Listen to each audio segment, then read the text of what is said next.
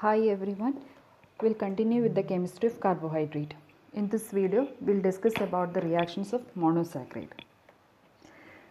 So what are carbohydrate? They are aldehyde or keto derivatives of polyhydric alcohol or compounds which yield these derivatives on hydrolysis. And how are they classified? They are classified into monosaccharide, disaccharide and polysaccharide. Monosaccharides are the simplest form and examples are glucose and fructose. Disaccharide means two monosaccharide units combined together by a glycosidic bond. Examples are lactose, maltose, sucrose, etc. And example for polysaccharides are starch and glycogen. So already discussed, monosaccharide, they are the simplest sugars, and these monosaccharide, they cannot be hydrolyzed further into simpler compounds, but they can be subdivided into different groups based on the number of carbon atoms present. If 3 carbon atoms are present, then it is known as triose, 4 carbon atom tetrose, 5 means pentose and 6 carbon atom hexose sugar. So all monosaccharide, they have a free carbonyl group that can be either aldehyde or ketone group. If it contains an aldehyde group, then it is known as aldose sugar, and if it contains a ketone group, then it is known as keto sugar. What is the example for aldose sugar? Glucose is an example for aldose sugar, and ketose, fructose is an example for ketose sugar. Carbohydrate, they are colorless, crystalline solid. They are soluble in water, but sparingly soluble or insoluble in nonpolar solvents like ether and benzene.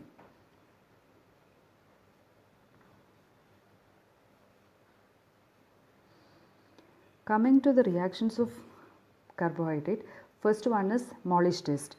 Molish test is the common reaction for all carbohydrate. All carbohydrate will answer this Molish test. So here there is formation of furfural derivative. We treat the carbohydrate with concentrated H2SO4. Then the carbohydrate, it undergoes dehydration. That is, there is removal of 3 water molecule that forms the furfural derivative, which will condense with a phenolic compound, that is alpha naphthol, to give a purple colored ring. So you can see a purple ring at the junction of 2 liquids, and the Molish reagent which we use have alpha naphthol. And in mild alkaline condition, carbohydrate containing aldehyde or keto group, it will tautomerize to form a compound known as enediol. Enediol means 2 hydroxyl group is attached to the double bonded carbon atom. So in mild alkaline condition, glucose converted to form fructose and mannose. So this interconversion of sugar through a common enediol form is called Lobry-de-Bruyn-Van Enkelstein transformation.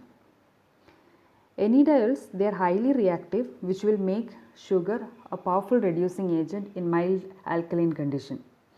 Then in presence of oxidizing agents like cupricines, sugar forms a mixture of carboxylic acid by breaking the double bonds. So the second reaction is Benedict's reaction. Benedict's reaction involves the enediol formation. So Benedict reagent, it is commonly used to detect the presence of glucose in urine. Glucosuria is a condition where glucose is present in urine, and this is the standard laboratory test employed to detect diabetes mellitus. Why do we do a Benedict's reaction? Benedict test, it is used to distinguish between reducing sugar and non-reducing sugar. What is the example for reducing sugar? All this glucose, fructose, lactose, all these are reducing sugar. And example for non-reducing sugar is sucrose. The components of Benedict's reagent are sodium carbonate, copper sulfate and sodium citrate. So in mild alkaline medium, sugar undergoes molecular rearrangement and it forms enediols. As we said, these enediols, they are powerful reducing agents.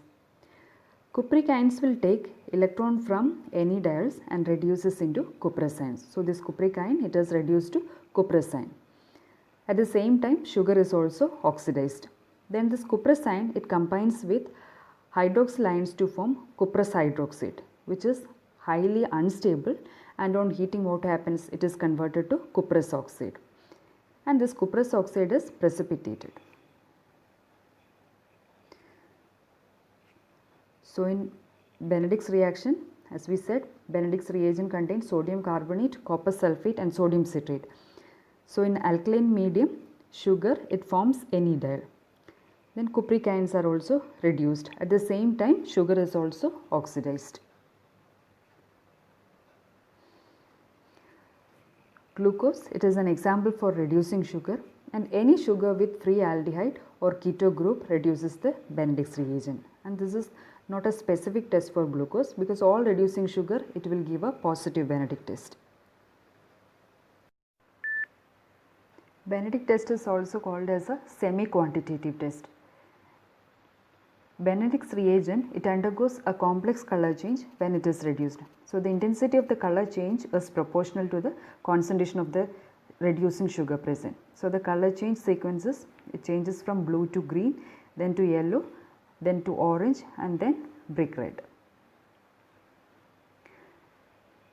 Next reaction is modified Barford's test. This test, it is used to differentiate between monosaccharide from reducing disaccharide. So what is the example for monosaccharide? Glucose and fructose, they are monosaccharide.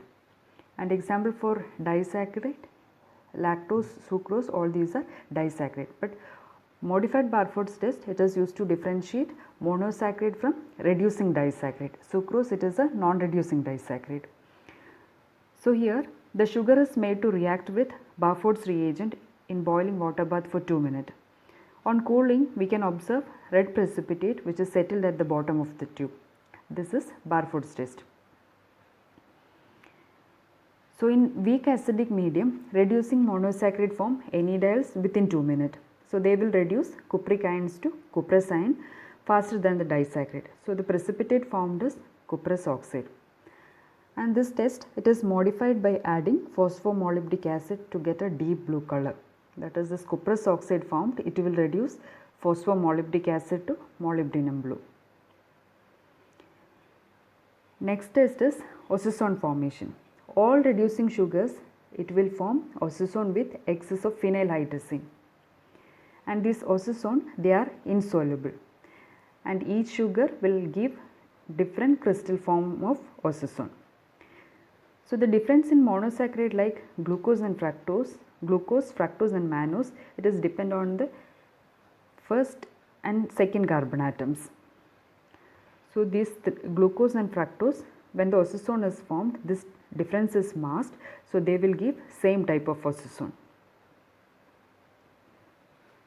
So both glucose and fructose, they will give needle shaped like structure. So in monosaccharide, the osazone formation occurs within 20 minutes, whereas in disaccharide, it takes almost 45 minutes. Disaccharide osazone, they are soluble in hot water, so the crystals are formed only after cooling. Lactosazone, it will be yellow puff shaped crystal. Maltosazone is petal shaped. What is the use of this test? This osazone test, it is used to differentiate sugars in biological fluids like urine. Then oxidation of sugars. Under mild oxidation condition, aldehyde group, it is oxidized to carboxyl group to produce aldonic acid.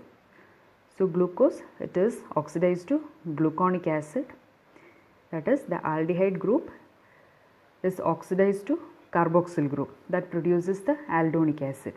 Then mannose to mannonic acid, galactose to galactonic acid. So when aldehyde group is protected and the molecule is oxidized, the last carbon becomes COOH group to produce uronic acid. So glucose, it is oxidized to glucuronic acid, mannose to mannuronic acid and galactose to galacturonic acid. Under strong oxidation condition, first and last carbon atom oxidize to form dicarboxy acid, that is known as saccaric acid. So here both first and last carbon atoms are oxidized. Glucose, it is oxidized to glucosaccaric acid, galactose to mucic acid. Mucic acid is insoluble.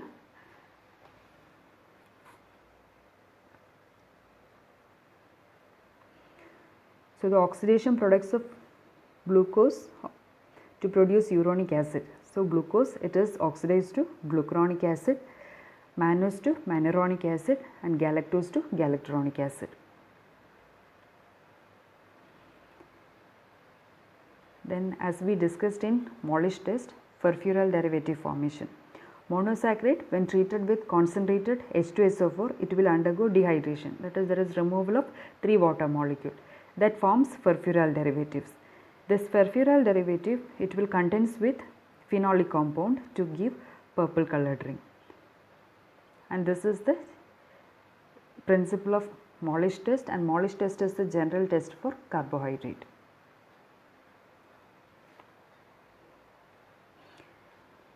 Then when treated with reducing agents such as sodium amalgam, hydrogen can reduce sugars.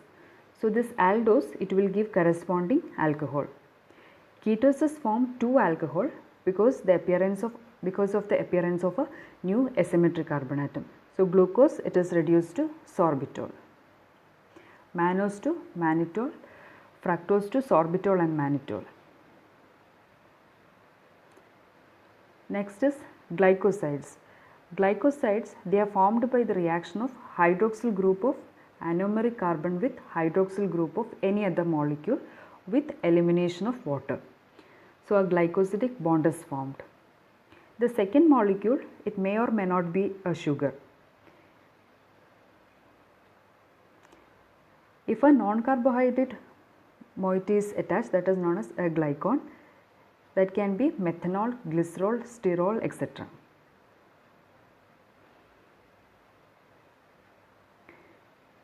These glycosides, they are of medical importance. Example, digitonin, it is used as a cardiac marker. Then fluorescein, it produces renal damage in experimental animals.